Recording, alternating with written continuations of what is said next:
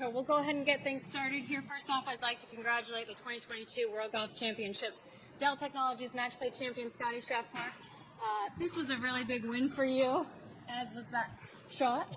Sorry. Just talk about your emotions. You obviously runner-up here last year, third win this season. It's been a great season for you. So thoughts and emotions coming off of the green today. Yeah, definitely a lot of emotion coming off the green today.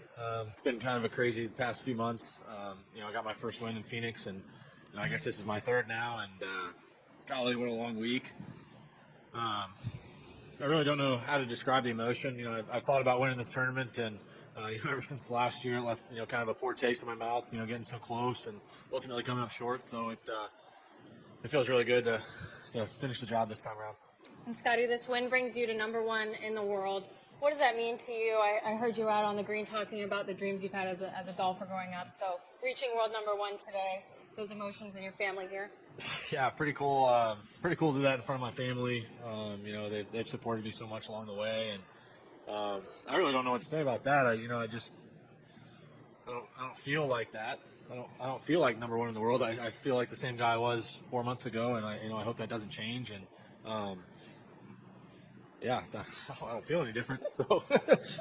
Well, we'll go ahead and open up to questions. Doug Ferguson. If it helps, Scottie, you don't look any different right now. I wanted to ask you, and you kind of touched on this, but as much as you enjoy competing and as much as you love winning, was there anything extra special about doing it this week? Because it felt like you're more focused than usual, maybe.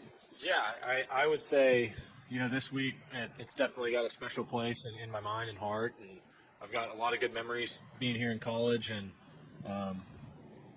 it's been a long journey to this point. I had some pretty low points in college where I really fought my swing, and I fought some injuries.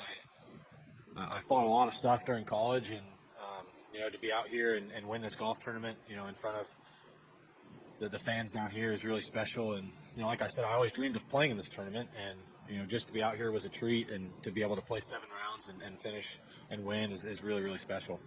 And secondly, as little as you pay attention to peripheral stuff, when did you realize that winning this tournament would take you to #1?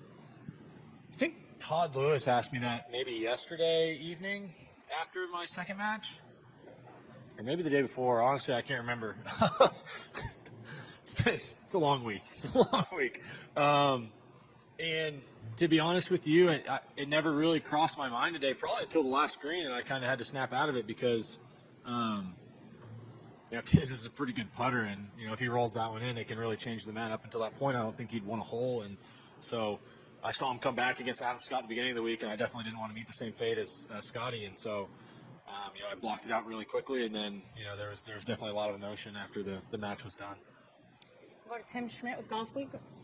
Congratulations, Scottie. Can you talk us through 12? I mean, here you are. Things look a little different for a second, and then to do what you did. I mean, it really, at that point in the match, too, with Kevin maybe getting some momentum, perhaps, that changed a lot of things. Yeah, I would say Kevin played some pretty solid golf today. With the way the wind was blowing and how gusty it was, and the green firmness was getting up, and the pins were definitely challenging, and it was tough to make birdies out there. And I kind of kept reminding myself to stay patient, and when you build up a lead on a guy like Kevin, it never really feels safe. Kind of like my lead this morning on Dustin. I never felt safe, and Dustin definitely proved it wasn't safe this morning. I would just say it got tougher as the afternoon went on as the wind picked up. It was really tough to make birdies. And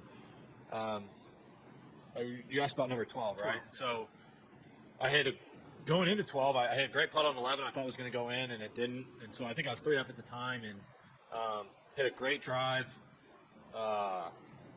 Really good second shot, and then that pitch was really awkward, and I would say I got a little bit aggressive with my line. I wanted to hit a really cool shot and kind of, that was maybe show off a little bit. That was definitely maybe a little mental error on my part, and I didn't really react to it. I knew I made the mistake. I didn't get a bad break. I didn't get screwed or anything like that. I just hit a poor shot, and it was really one of the few poor shots I hit today. And the bunker shot, it wasn't long. I just I was trying to make it.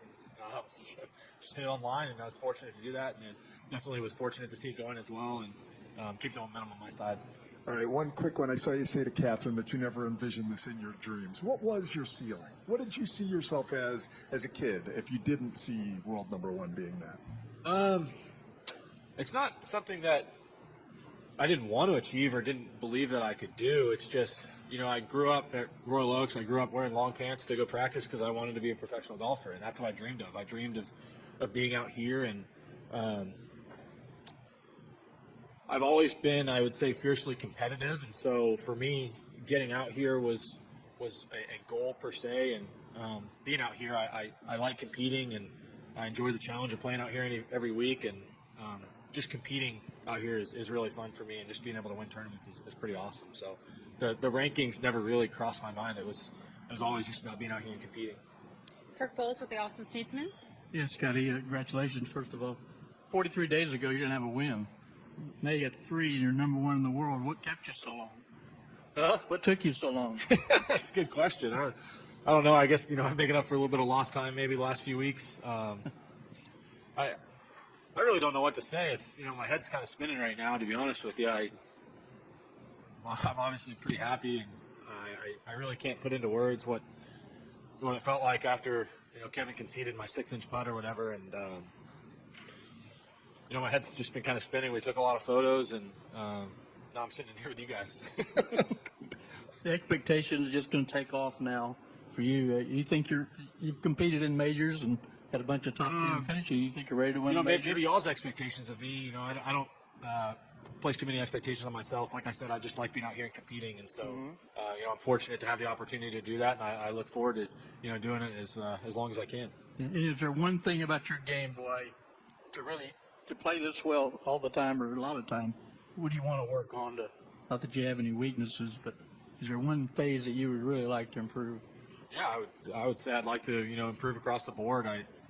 I feel like you can always be improving, and I'm not going to revamp my swing or do anything crazy. I'm just going to keep trying to make those incremental improvements, and keep my head down and keep working hard, and I would say that's probably most important. Just keep my head down and keep working. And lastly, now are you going to splurge? Buy your wife something, or yeah, maybe buy my wife something if she lets me. No, she's already shaking her head no. So nope. she's cheaper than you. All right, we'll go back to Ben Everett, PGTour.com, just a couple rows behind you. Just first, Scotty, how many feet was that shot that you just made with the water bottle? Is that 30, 40? Pretty good. I missed it the other day, so it was nice. I'm 1 for 2 now. So I referenced that because I was talking to your family and whatnot. They said you had chances at 5 sports growing up. You played all sports. You didn't specialise early. Were any of them something that you may have taken on instead of this at any stage? Yeah, I have a lot of different passions, and sports is definitely one of them. I love table tennis. I played basketball all the way through high school, and I think that was important for me growing up. I never considered myself to be a golfer or anything. I worked hard in school. My parents encouraged me to do that, and encouraged me to spread it around a little bit and not focus too much on one thing. And so, I had a great childhood. I was fortunate to be able to play all those different sports and have some fun with it. Was there ever a point that you might have gone with another one of those sports? No, I'm not that athletic. That doesn't. And the other one, your sisters all say that you've obviously always been competitive and also grounded. With world number 1 comes a lot of different things coming your way, which I'm sure you'll start to experience. But do you assume that they'll keep you, along with Meredith, in check if anything goes awry? Yeah, I'm sure. Meredith,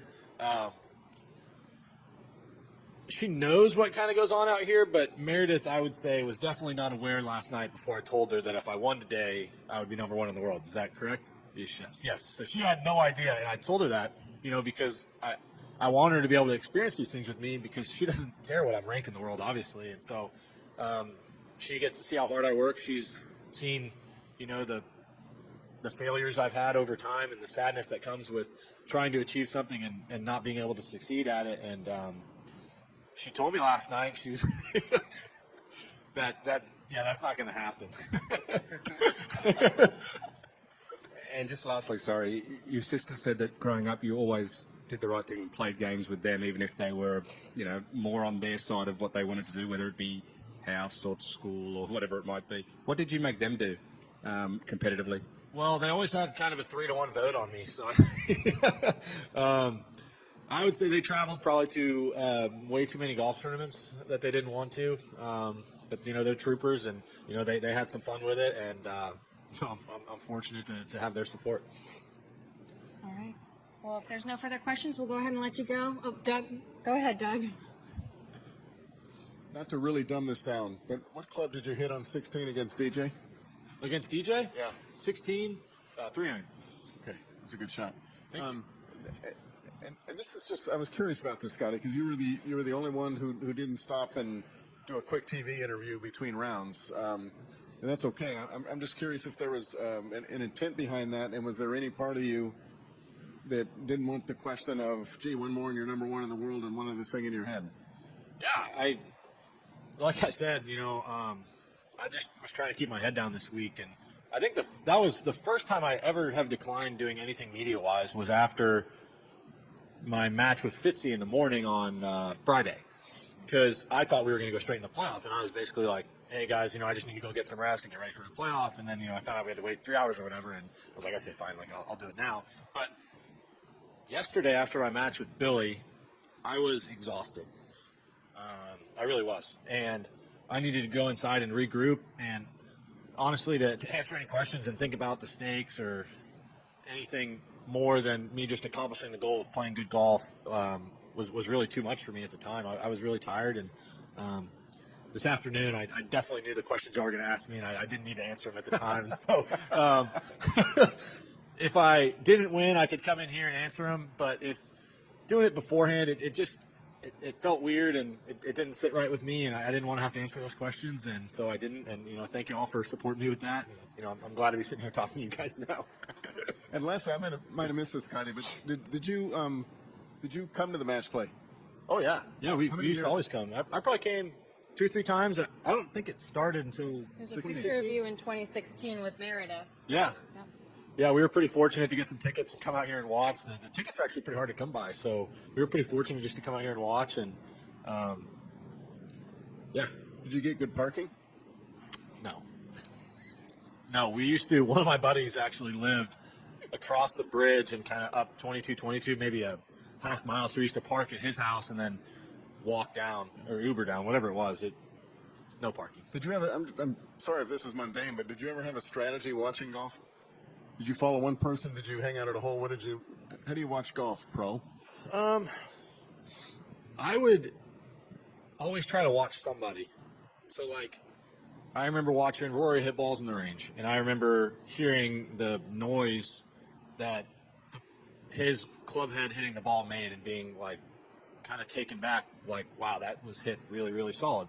And I just remember watching and kind of studying those guys and just seeing what I could learn, just because there's so many talented guys out here, and there's so much that I can learn from them that, any little tidbit I could pick up on was going to be beneficial. All right. Well, thank you so much, everyone. Thank you, Scottie. Congratulations. All right. Thanks.